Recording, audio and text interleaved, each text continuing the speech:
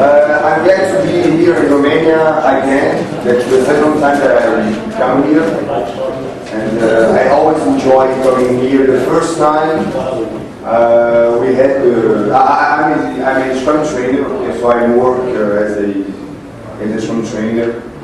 So I did Certified Scrum Master, Certified Scrum Product Owner training, and I act as a coach in some companies, coaching the product owners. Okay, it's not an easy job. I think everyone here knows why it's not so easy. And I try to remember people the main point about Agile, that's bring value when you are doing software development or any kind of product, okay? Because we had a lot of great techniques to make good codes, to have good backlog and stuff like that. But sometimes we forget that the point of doing software is to get value from it, right? Why? Right, okay, yes, but why? Because we want to make value easy. We want to sell it, right? And I'm glad to announce you that Andrew was the first one who had everything right in the Certified Scrum Master exam. So he's from Romania, okay? So you can be glad about that the first one to have a 100% score in the exam. He was 99, 98. Yeah, something like that. And so he's from Romania, so I think that Romanian people are able to do Agile, right? And this morning I was at EA Games, and I met a great Scrum coach there. I was very impressed about his quality. And yesterday he made me sing in a karaoke, so that's why I don't have a lot of voice now. So I learned about Romanian nightlife yesterday night, and I know that you're all crazy guys. Okay, you never stop. That's great. Okay, I'm from Brazil, and in Brazil we don't have so much fun that we have here, guys. Yeah, that's true. That's true. You are too crazy. You are too crazy. I'm gonna try to present with the voice that I still have. Okay.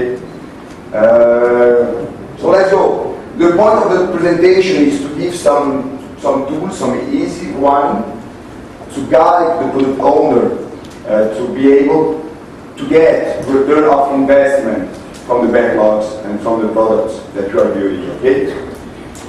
So let's start with the first slide. I don't have a lot of slides, I'm not a slide guy. I like to use flip chart and whiteboard, so it will be maybe a little different from the other presentation, I don't know. So let's go. The first thing that is the traditional way to do software. So we invest a lot of money, a lot of time, trying to understand what needs to be done. Okay? Based on that, we're gonna have knowledge about the business, knowledge about the technology, and after that, we're gonna know how to produce the software. So we're not gonna bring much new knowledge. We're gonna start coding the product. Okay? But we have some problems with that method. The first one is the amount of money that we invest to be able to understand the software. Okay?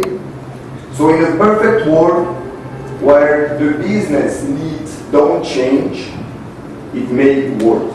Okay? But businesses change all the time.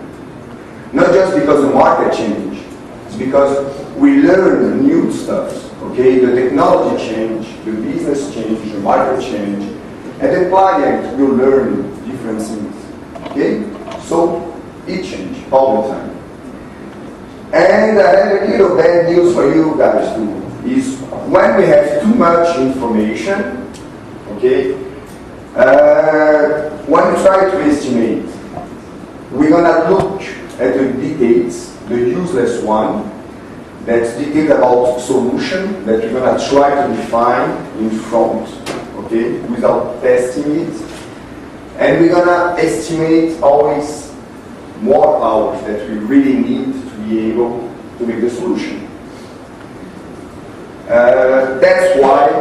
software development is always so expensive. So based on that, we made the first change. The first one is, we don't gonna try to learn everything on the front. We're gonna try to understand just enough. And when we know just enough, we're gonna start building the software, okay? So when we start building the software, we're gonna try to get new knowledge about business, about technology, and we're gonna be open to adapt, to change stuff, to be able to do the right software. But we're still doing everything all the time, okay? And we're still trying to make a software that we think it will be good, and we don't change enough. Okay, but that's already better, right? But it's not enough. So let's see some of the problems of that pattern. The first one is we have an order, we're going to make a plan, and based on the plan, we're going to try to figure out how to release the product, okay? And we're going to use a process to be able to reach the goal. But after all the work that you are doing to understand the software, things change. And the actual need of the customer is not the same anymore, right? What is not happening? Not in Romania? No? Always in Romania. You are Latin guys. You don't know what you want, right? They're the same thing in Brazil. So what we do, we try to do little softwares, okay? Getting a little amount of needs of functionality. They are most important, because if they are the most important one, the customer should know better what he wants, okay? And should change less the need, change less the scope. And based on that, we're gonna create increments and give that to the customer, okay? And if the final need change, we're gonna be able to adapt to reach it faster. But not enough. And the second change that we need to change is to be focused in the little piece. Because yes, we do it in iteration, we're gonna make different releases, but we still look at the whole solution all the time, right? Because we want to know the roadmap of the product. Right? But sometimes, almost all the time, the roadmap change. Yeah? No? Yes? For sure. Because when we finish the product, what the customer asks us? To change. Exactly. That's why we have something called a request for change. Right? And we make a lot of money with that. Right? So the point is, if you are able to get a really little amount of functionality and finish it, we can bring value to the customer very fast and start working in the next little amount of functionality. Okay? In the end, we may have the same product. We may have. Okay? If you have the same product, maybe we're going to come back here and say, Michel, you're crazy. We don't change our mind. Okay? But I'm still waiting for someone to tell me that. And when we do that, so we're going to take a little piece of the need. We're going to work less time to bring that in production. We're going to see this kind of content. But we still have a problem here. Okay? The problem is that in the end of the development time, we are not bringing value anymore. Because when we do Agile, we try to do the functionality with more business value in the beginning. Right? We are doing that, I hope. No? We try. We don't know what is the business value. No? what is the business value? Yeah, I hope so. I hope so. He was my student, I hope so. Someone else know what is the business value? No? Yeah. Thank you guys. And, okay, let's copy paste. Okay, so I didn't use TDD to make the slides. I never use slides. So I have a bug here. I copy paste the slides twice. But that's okay. It's still working, right? What is it? Two crazy TDD guys that made a presentation right now. It was phenomenal. It was very, very great. Thank you for that.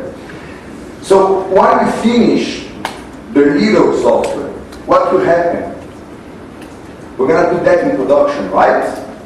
So the cash flow of the customer will change because we're going to start making money with the software. Right? Is that EA do, right? I hope so. Because it was something they was talking about this morning. So what happens here? If you do the agile way, we're going to spend all the money it was allowed to produce the software, and in the end of the software, if we succeed to finish it, we're going to start making money, right? If no one did the software before us, we're going to start making money with it. With Agile, as soon as you put the first amount of functionality in production, we start making money or losing less money because we have something that helps people to work better, right? So the cash flow will change very fast. So that's the first way that we improve the return on investment. But that's easy. All Agile teams do that, right? No? I hope so. I really hope so. Here you can find the Scrum framework. Okay, so we have the time box, we have kind of the rules, and we have the green arrows here. Okay, the green arrows are the tools for the product owner to change the scope. Okay, and all the time that we change the scope, we're gonna impact something. Okay, so the first thing that we do something that I call the preparation for action. I think we had an open space here about user story mapping. Yeah. So the people who was here learning about that know exactly what they need to do. But I think everyone who do Agile know what is user story, right? Yes? You sure? I'm not sure. I'm really not sure. But that's okay. And based on that, we're gonna have a product plan. Okay? And that's where we start making mistakes. Why? Because we still think that we can plan the product. But we can't. We can't plan the product. We can have an idea about the product, right? We can have a range of amount of time that we need to be able to finish the product, right? We can have an idea about the functionality that we need to have on the product, right? But we never know. Things will change all the time. But believing that we are able to make a plan, we're gonna do after that a release plan. And that's the second point, where we do mistakes. So we're gonna get a subset of functionality. We're going to see that we need that to be able to start making money as soon as possible, based on the business value, right? And we're going to start planning for it. So we're going to try to figure out how much sprint we need to do that. And we're going to start working on that. And after that, we're going to do a sprint planning. So that's the first time that we're going to do something right. But we're going to do something right in something that was wrong. So we're gonna do the code, okay? We're gonna show it to the customer, the customer will see it. Sometimes, if we have a good product owner, you're going to see it each time that you finish the functionality. If you have a bad one, you're going to see it maybe in the end of the sprint. The sprint is the iteration where we build some increment of software. Okay? So let's think that we have a bad product owner. So in the end of the sprint, you're going to see what we did, and you're going to say to us, that's not what I want. That's wrong. It's never happened, right? No?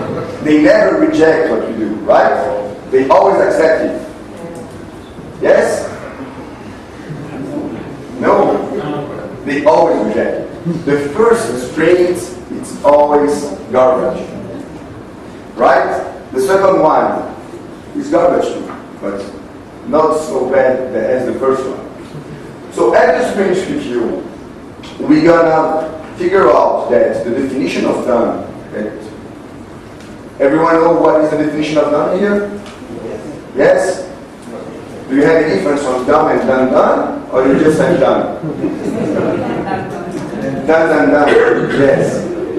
Yes, it seems that done. I don't have time to say the amount of done that I need, but that's okay. I think you get it. But if you have a good agile implementation, you're going to have just done, right? But you never have just done, right? Done but not accepted. Yeah, it's happening all the time. And based on that, we're going to start learning about the process, learning about the product, and we're going to be able to react and to adapt. But the problem here is we react.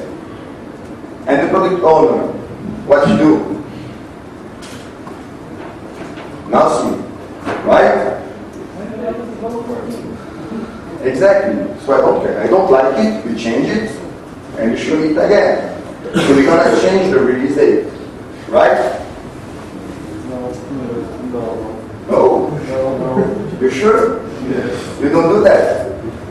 You don't change the release date. No? So what do you change? Scope.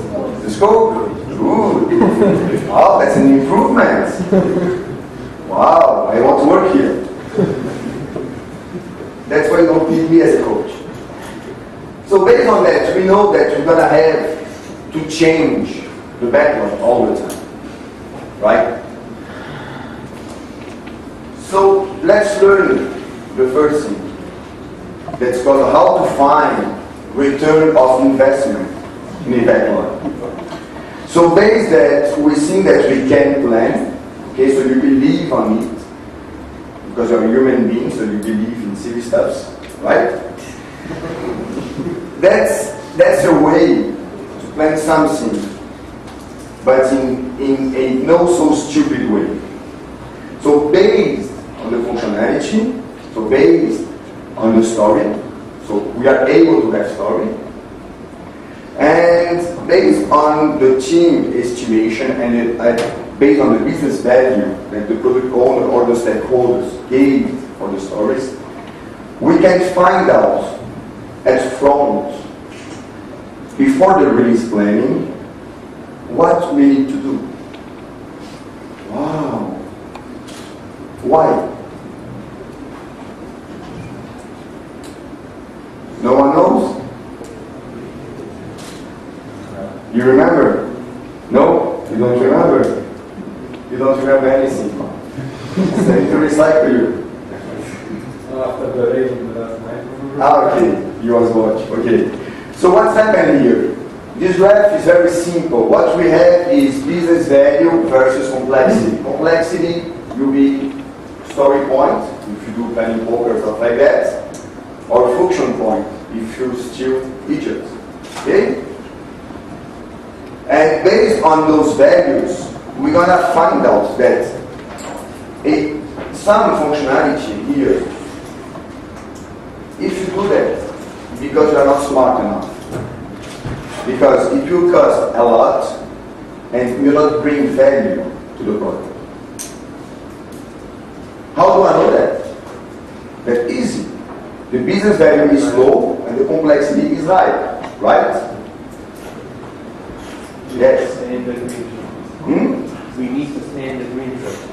I hope, yes, I hope so that we're gonna stay in the green. But the green, yes, is good, it's much better than what I used to do, but it's still not good enough. Because we have here a part of the green where the complexity is high. Okay? So a good product owner, based on that graph, he will know exactly where he needs to work. Because if the complexity is high, maybe that's not a story. Maybe that's an epic. Maybe he didn't give enough information to be able to estimate that well. Maybe if he split the story, you'll be able to get more value for less story time. Okay? I'm going to try not to use a flip chart with a microphone in my hand. Never did that before. Okay? And as a geek, I'm not so good using two stuff at the same time, so let's try it. So let's think that we have a product backlog where we have some stories. Okay? So we're going to have the story 1, the story 2. People here have smartphone or not? Because we need smartphone. That's a big tool. I hope that we have smartphone here, because we're going to need it. And we have some values. We have some numbers. Right? And one of the number is called the story point. Does everyone here know what is the story point? Yes? No? No? So the story point is based on complexity and how much of it I need to do. Okay? So the team members will give story points for the stories to try to estimate them. Try to figure out how much time and how much heart and how much risk I have to be able to do that story. Okay? I say to try. Okay? We don't want to have something perfect. And we have the business value. I'm going to do the other way because it's going to be easiest to make the calculation. So we have some values here, okay? Like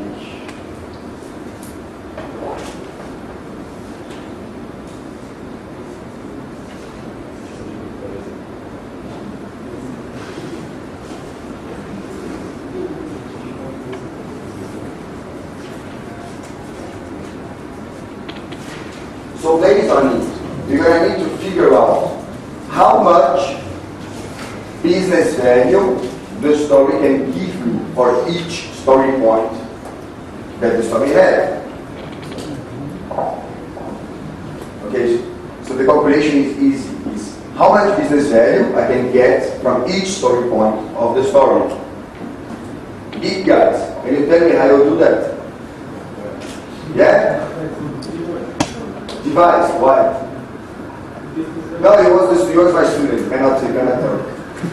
You already know that. So leave these guys. Great, perfect. So now that you know the formula, can you give me the values?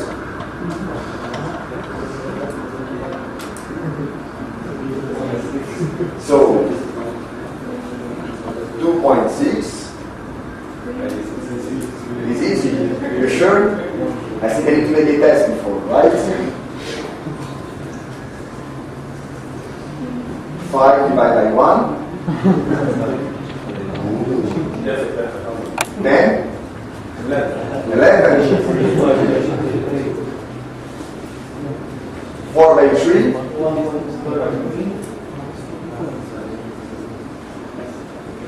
3 by 5.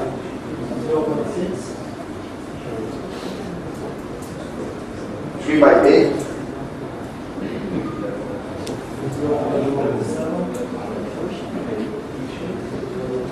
4 And y by 1, 0, minus 1, I don't know, not sure. Okay. So just looking at those numbers, we can find something very, very funny, right? Because a really bad product owner prioritize the backlog like that.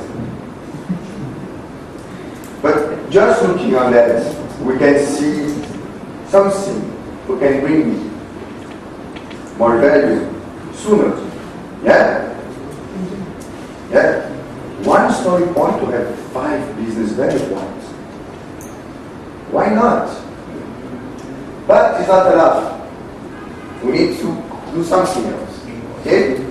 So big guys, make the sum of all of that and divide by 8.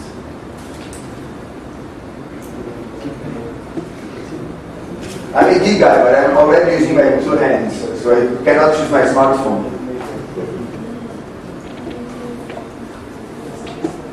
We don't want to assume that we are big, right? Yeah, it's not funny to be big, yeah? If we drink some beers, we can be cool guys.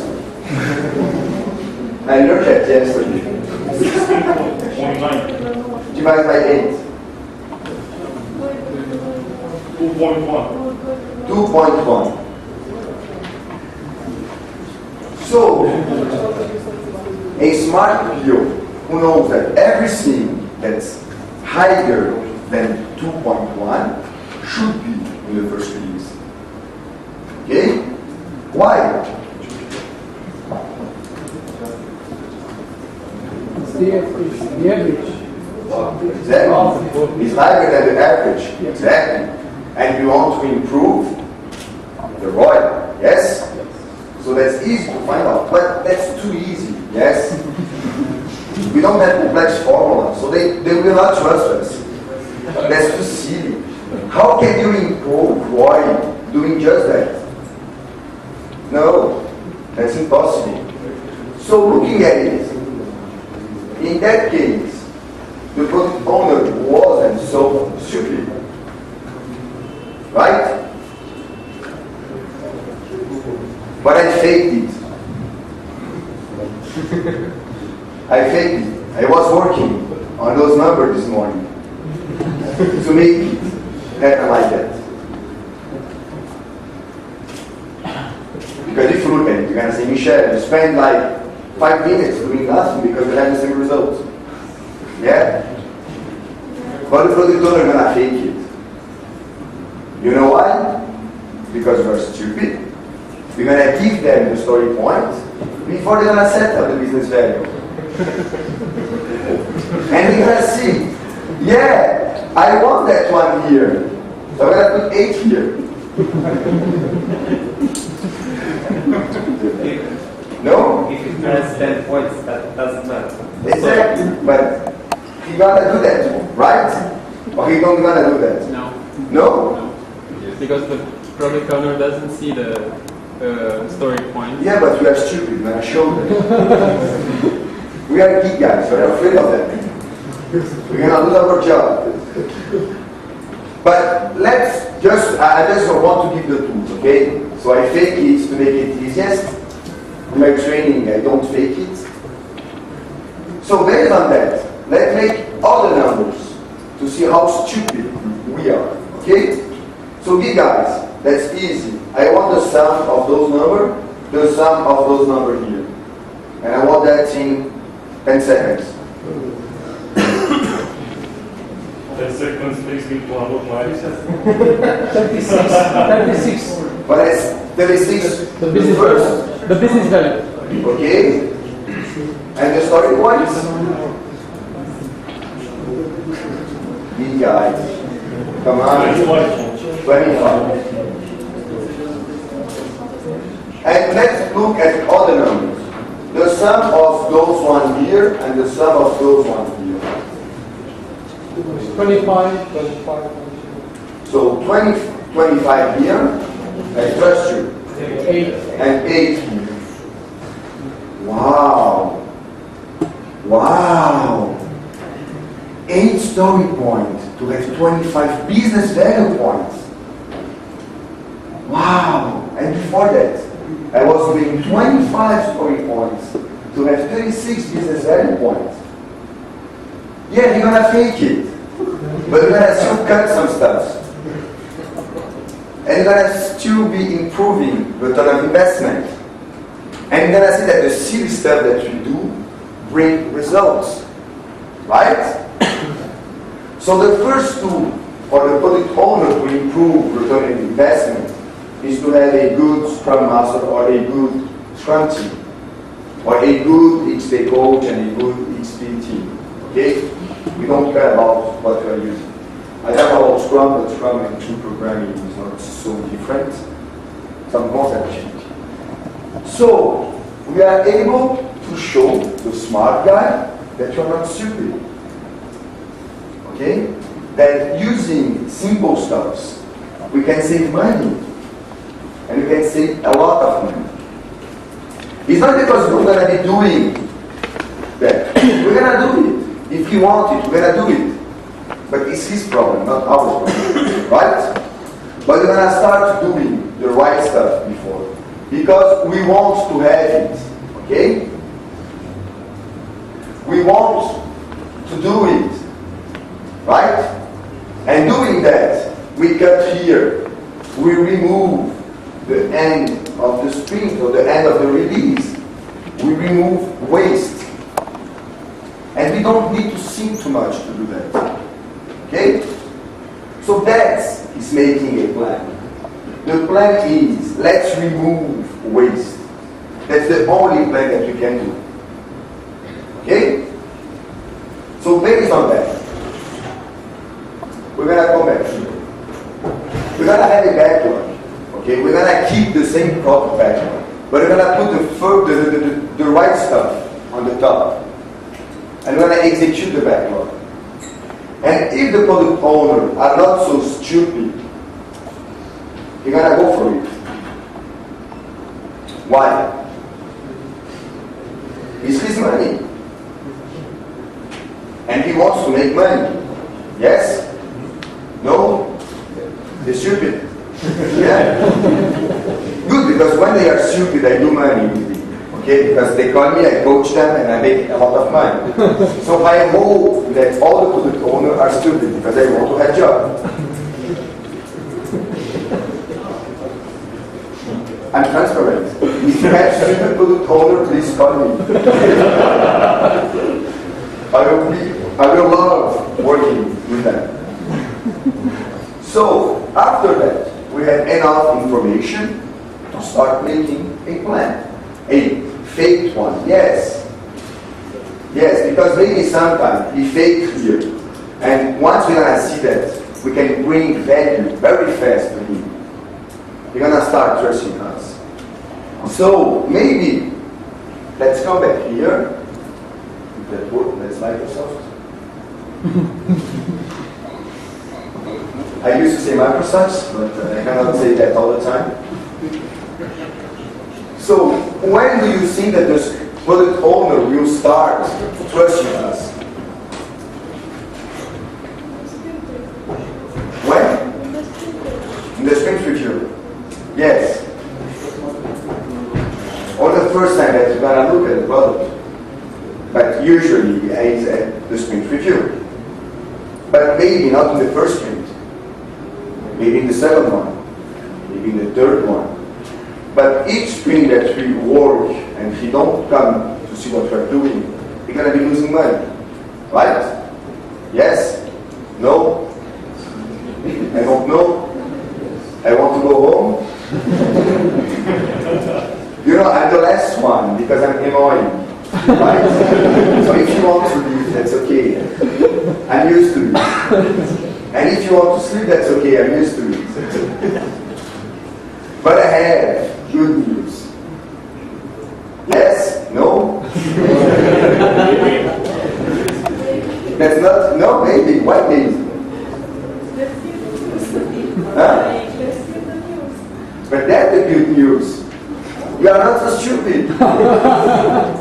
This guy can do good stuff. Okay?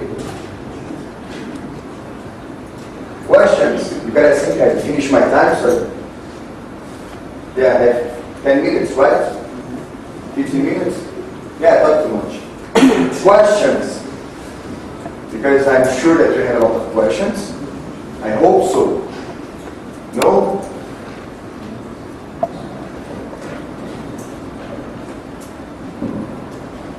How do you determine this business value and story points? Because for me, it's kind of subjective.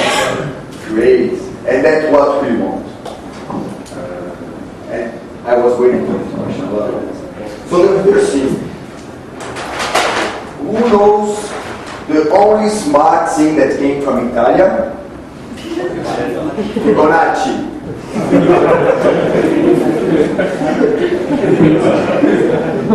That's the same joke, yeah. I'm not funny. I always use the same jokes. I need to try to find new ones. So Fibonacci is a sequence that shows us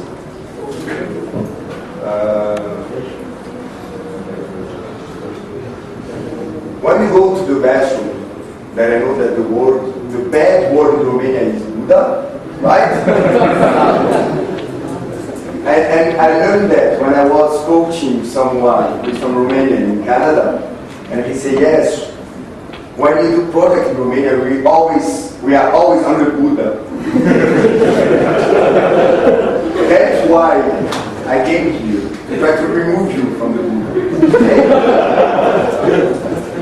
So, Fibonacci is a very smart thing. Okay, so when we go to the Buddha and we want to do what we've done, we press a button and some water came and remove what we've done. And we have something like that. Okay? So the Italian was always on the Buddha and he tried to understand why the difference between that point was always growing all the time. Okay? And he was a really smart guy. So he tried taking some numbers and he found out a formula that's natural, gave to us. Okay? And we are so stupid that we never used it. But you guys use it because we are smart, right? Yeah, we do testing. We know how to test. And you do great code. Okay? And the code don't spend, just the process. So, knowing that we are big guys, and we always think that we are God, okay? Some big guys that was always inside of the Buddha go to Italia and taught Fibonacci to understand that. And they learned something about something called range. Okay? So the range is the distance between the numbers. And based on range, we do less mistakes. So when we do estimation, exactly, we don't try to have something perfect because we don't know. I don't know what the crazy customer wants. How am I going to give you a number? I cannot talk to that guy. He's a strange guy. She's not strange? No? No, you don't like rock and roll. Yes, he's strange. So based on that, I cannot understand what he wants, we use range to give estimation. So based in the knowledge that we have, that's not enough, because we want to start working. Here, you see, so we don't have a lot of knowledge. That's on the slide from Crystal Training, okay, that's a agile methodology. Another one, but I love that slide. So based on that, okay, that we don't have a lot of knowledge, because we don't want to understand what he wants, because he don't know what we want. So we want to show him something, and based on what we're able to show him, we're going to adapt that. So we don't know, but we know that it could be something between 5 and 13. That's easy to do, right? No? I'm going to ask a question for you. How many women do we have here? Between 0 and 50. Between 0 and 50. Yeah, you're so depressed, guy. But I'd say, I don't know, between 5 and 12. Women, can you please stand up? Women, not again. Wow, I wasn't so wrong. Why? I didn't count. I didn't use a lot of time. I just looked, and I can have an idea. So based on the idea, yes, we're gonna do these things anyway. We don't care, okay? So we use range, and we expect the product owner to use the same thing. But we don't care. We don't want that to be perfect, because we want to do something fast to remove waste. So I don't want to create a new waste to make estimation.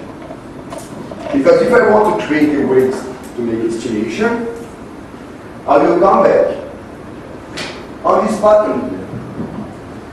And when I use 75% of my budget to remove mistakes, I just put 75% of my budget inside of the Buddha. Exactly.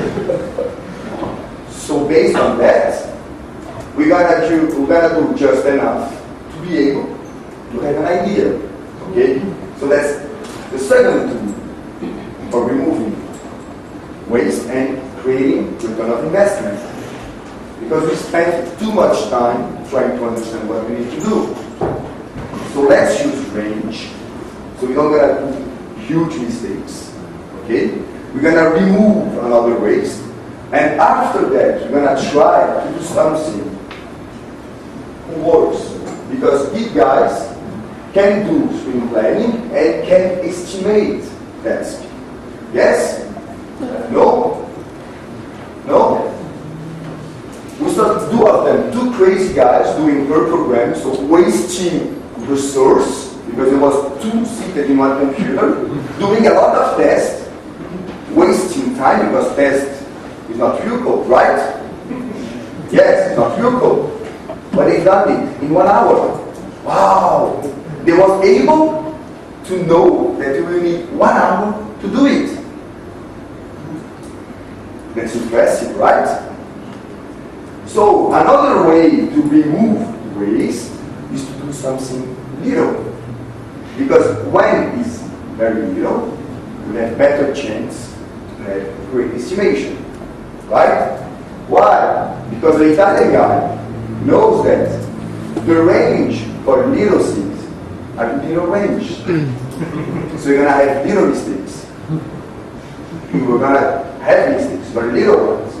And if you take big stuff and you start to make range on big stuff, what you're gonna have? Big mistakes. Like us. Big ones. That's the third tool for the product owner to increase return of investment.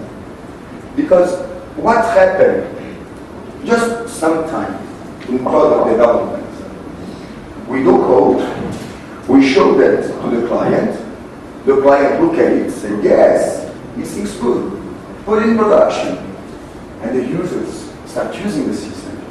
And what do you have? Bugs. A lot of bugs. And we have functional bugs, because we're developers. We use DVD, right? Always. We know how to do programming, right? We know how to refactor the code, right? And we always do that, right? No. No, because the product owner don't want to pay for it, right? So we need to show him that if he allows us to use engineering, we're going to be able to do a better job. Wow, you're going to have engineering. But it was very little mistake that you done. It was very easy to fix it. And he was able to show them how important it is to have engineering. Yes? Business value. Yeah? Business value. Business value, exactly. So the business value is very simple. The customer I used to have usually, okay, the right way it works in the company He had a time frame, right? And they have a budget. He hired it from us. He created scope. And he asked us, how much does it cost to do it? And for how long? Right? Usually. And if you are a magician, and you find out the budget and the time frame, you do the product, right? That's the way that it works. But I'm a lucky guy. I coach those guys. So I know the real numbers. And I tell them, stop with it. Because if you do that, you're just going to have a lot of lies. So the next is that what I say to my customer is, okay, you have an idea of what you need, right? You have an amount of time or you have an amount of money to be able to do it. So tell me, based on what we have, how much do you accept to pay for the functionality? Okay? And that's easy. We do that all the time. No? When you try to buy something, what do? You try to figure out how much you accept to pay for it, right? So it's the same concept, but for functionalities. But you need to teach me that. Okay? But I don't have enough time to give you techniques for it. I have just 1 hour, so I can give you what is it. Other questions? No? Let's finish. No more questions. Anyone here is Italian? If yes, tell me please. I'm gonna leave the order. No? Okay, good. I'm gonna read that in France once, and they had 2 Italians. And I stayed in the hotel for some